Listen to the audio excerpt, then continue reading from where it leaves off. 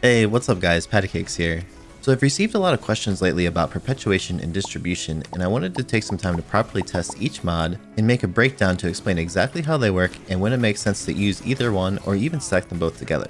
So let's take a quick look at both mods. Perpetuation works by reducing your class ability cooldown whenever you use your class ability. And distribution works by reducing all of your ability cooldowns whenever you use your class ability, but with the caveat that you need to use your class ability near an enemy in order to get the effect to proc. Before we get into the numbers, here's a quick pro and con comparison of the two mods. For Perpetuation, on the plus side, it does reduce your class ability cooldown time, and it only costs 2 energy to slot. But on the minus side, it only impacts your class ability with no impact to your grenade, melee, or super regeneration times. For Distribution, on the plus side, it reduces all of your ability cooldown times including your class ability, but on the minus side, it does cost 4 energy to slot, and you have to be near an enemy to proc the effect. Let's tackle Perpetuation testing first. Before I dig into the numbers, I wanted to try to explain exactly how I did my testing so you can either replicate it or compare it to other content creators who do similar testing. I started my timer on the frame just before the indicator shows that an ability is being activated, and ended it on the first frame of the animation that shows that your ability is ready to be used again. For me, this was the most consistent way to measure each cooldown. If there's a discrepancy between my numbers and someone else's, that's probably the main thing to check. Either way, the thing we're really looking for here is how various mods change the cooldown timers relative to each other, so as long as we measure it consistently each time, we should be good to go. So let's dig into the testing. By the way, the last digit in the numbers you're about to see is 1/60th of a second, so 10:30 would be 10.5 seconds. Here we are on a hunter with 50 mobility, no exotics, and no special mods to give us a base dodge cooldown timer. You can see we end up with about 21 seconds. Now adding one Perpetuation mod to our cloak cuts the dodge time down to about 1952, saving about 1 second. And adding 2 Perpetuation mods cuts the dodge time down to 1922, saving about 1.5 seconds from our baseline. So we can see here that Perpetuation does stack, but the effect is slightly diminished for the second mod. Now let's bump up our mobility to 100 and repeat the exact same test. Here we get a new base cooldown of 10.5 seconds when we're not using any exotics or any special mods.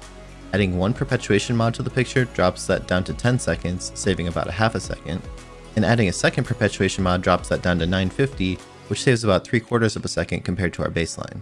So we can see that although the effect does improve dodge cooldown time even when we're at the maximum 100 mobility, it gives us less of an improvement compared to when we were at 50 mobility. This is a trend that you'll see to continue when we test the other classes, and I'll show you a full summary in a bit when we're done. Moving on to the Warlock, here's the test with 50 recovery, no exotics, and no special mods. You can see our base rift cooldown is 1 minute and 9 seconds. Adding one Perpetuation mod to the mix cuts our rift regen time down to 1 minute and 2 seconds, which saves about 7 seconds from the baseline, and adding a second one cuts our rift timer down to 59 seconds, saving about 10 seconds from the baseline. So now let's repeat that same test but with the maximum 100 recovery stat. Here's a test with 100 recovery, no exotics, and no special mods. You can see our new base rift cooldown is 42 seconds. Adding one Perpetuation mod cuts our rift regen time down to 38 seconds, which is about 4 seconds faster, and adding a second one cuts our rift time down to 36 seconds, about 6 seconds faster than our baseline. So just like on the hunter, you can see that the value of Perpetuation seems to diminish a little bit when we have a higher recovery stat, and also when we stack that second Perpetuation mod. Finally now on Titan, here's a test with 50 resilience, no exotics, and no special mods. Our base barricade cooldown is 31.5 seconds. Adding one Perpetuation mod cuts our barricade regen time down to 2942, about 2 seconds faster, and adding a second one cuts our barricade time down to 2847, which is about 3 seconds faster than the baseline. Now repeating the same test again, but this time with 100 resilience gives us a new barricade cooldown of 1542, and adding one Perpetuation mod to our armor cuts the barricade time down to 1449, about 1 second faster, and adding a second one cuts that time down to 1423, which is about 1.5 seconds faster than the baseline. So just like on the Hunter and Warlock, we see that the trend is consistent, and the value of Perpetuation seems to shrink a bit when we have a higher resilience stat, and also when we stack that second Perpetuation mod. Now that we have some data for Perpetuation figured out, let's take a look at distribution. So back on our Hunter here with 50 mobility, no exotics, and no special mods, we have a base dodge cooldown again of 21 seconds. Adding one distribution mod to our cloak cuts that time down to 20 seconds, saving just about 1 second from the baseline. And adding 2 distribution mods cuts that time down to 19.5, saving about 1.5 seconds from the baseline. So we can see that just like Perpetuation, distribution does stack, but the effect is slightly diminished for the second mod. Let's bump our mobility back up to 100 and repeat the same test. Here we now have a base cooldown again of 10.5 seconds when we're not using any exotics or any special mods. and adding one distribution mod to the picture drops that time down to 10 seconds, which is about half a second faster. Adding a second distribution mod drops that time down to just under 10 seconds, saving about 3/4 of a second compared to our baseline. Just like with Perpetuation, we can see that although the effect does improve dodge cooldown time even when we're at the maximum 100 mobility, it gives us less of an improvement compared to when we were at 50 mobility, and also stacking two distribution mods together does improve the dodge cooldown, but the effect is only about 50% as effective as it was with the first mod. Moving on to the Warlock, here's a test with 50 recovery, no exotics, and no special mods. You can see our new base rift cooldown is about 1 minute and 9 seconds. Adding one distribution mod to the picture cuts our rift regen time down to about 1 minute and 6 seconds, which is 3 seconds faster than the baseline. And adding a second one cuts our rift timer down to 1 minute and 4 seconds, saving about 5 seconds this time. Now let's repeat the same test again, but with maximum 100 recovery stat. Here's a test with 100 recovery, no exotics, and no special mods. You can see our new base rift cooldown is about 42 seconds. Adding one distribution mod cut that time down to about 40.5 seconds, about 2 seconds faster, and adding a second one cut that rift timer down to 39.5 seconds, which is about 3 seconds faster than our baseline. So just like on the Hunter, you can see that the value of distribution seems to diminish a bit when we have a higher recovery set and also when we use that second distribution mod. Finally, back on Titan again, here's a test with 50 resilience, no exotics, and no special mods. Our base barricade cooldown is 31.5 seconds. Adding one distribution mod cut that time down to 30:15, which is about 1.25 seconds faster, and adding a second one cut the barricade time down to 29 seconds, about 2 seconds faster than the baseline.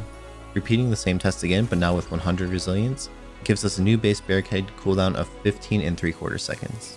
Adding one distribution mod to the picture cut our barricade time down to 15:05, which is about half a second faster, and adding a second one cut the time down to 14:39, saving just about a full second from the baseline. So just like on the Hunter and Warlock, we see the trend is consistent just like it was with Perpetuation, and the value of distribution seems to shrink a bit when we have a higher resilience stat and also when we have that second mod slotted. Here's a spreadsheet to summarize the results of the testing in case you're interested in seeing the full picture.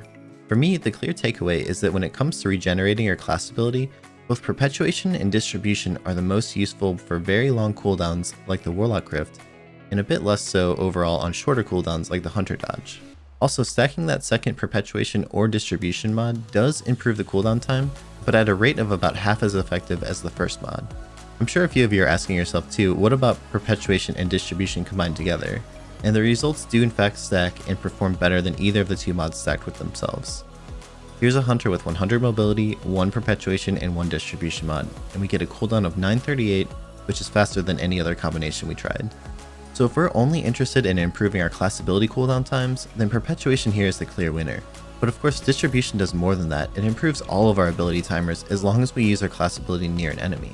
The catch here though is that Distribution is not equally valuable for each class. It depends on how often you can proc its effect. For example, here's a Hunter with 100 mobility and 20 discipline. When we throw our grenade, it comes back after 1 minute and 26 seconds. Adding one Distribution mod to our cloak and dodging every time we're able to, cuts that timer down to 1 minute and 4 seconds, which is about half a minute faster. And adding a second Distribution mod cuts that timer down to 53 seconds, which is almost twice as fast as the base cooldown without any mods. So this works really well on a Hunter because the dodge cooldown is really fast and we can use the dodge many times before our grenade comes back to proc the Distribution effect. On the other hand, here's a Warlock with 2 Distribution mods and 100 recovery. We're only able to use our Rift twice before our grenade comes back, giving us a grenade recharge rate of about 1 minute and 13 seconds. This is only 12 seconds faster than not using any Distribution mods at all, and we spent 8 energy slotting all of those. The effect is similar with grenades, melees, and supers. The value of Distribution seems to grow based on how many times you're able to activate the effect using your class ability. So for Hunters, Distribution is very valuable, a bit less for Titans, and for Warlock it doesn't really seem to help all that much. To add to all of this, you have to consider the safety of using your class ability near an enemy since that's what's required to get Distribution to work in the first place. I think most players would agree that it's much safer to dodge next to an enemy than it is to try to pop a rift which locks you into a stationary animation. To me, things start to get really interesting when you combine the effects of an exotic that gives you a faster dodge along with Distribution. For example, here's a Hunter with 30 mobility, a lightweight weapon, and the Dragon Shadow exotic. This gives us an effective mobility of 100 when the Wraith Metal Mail perk is activated. Since we only spent 30 points on our mobility, we're able to invest 80 points into Discipline and 2 Distribution mods. You can see we get a grenade cooldown of just 31.5 seconds. For another test, here's a hunter wearing frosties with 60 mobility and a lightweight weapon. And again, we're using 80 discipline and 2 distribution mods.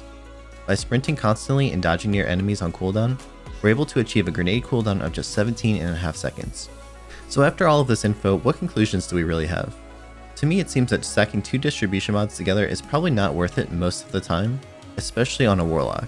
Since they cost 4 energy each to slot, that means you can't use any stat mods like mobility or recovery when you're already spending 8 energy on the double distribution mods. Also, the value of distribution seems the strongest on the hunter, with Titan in the middle and warlock being the weakest. Stacking 2 perpetuation mods together on the other hand only costs 4 energy total, but you're giving up some really powerful mod slots like remote connection to stack them.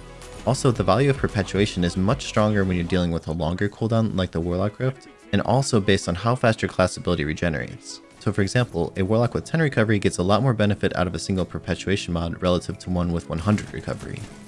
So I hope you found this video helpful. I'm going to be putting out as many of these types of testing videos as I can in the near future. So be sure to subscribe and turn on notifications if you like this type of video. Also, let me know in the comments what other tests you'd like to see me run in the future, and also what other content you'd like to see me create. I try to stream a few nights of the week over on Twitch as well, so if you're looking for a fun place to hang out and talk about games, please feel free to stop by and say hi. You can catch me over at twitch.tv/pattycakespc. Finally, we have a great community Discord that discusses all kinds of games. You can check it out by clicking the link in the description. That's all for now. Catch you guys next time.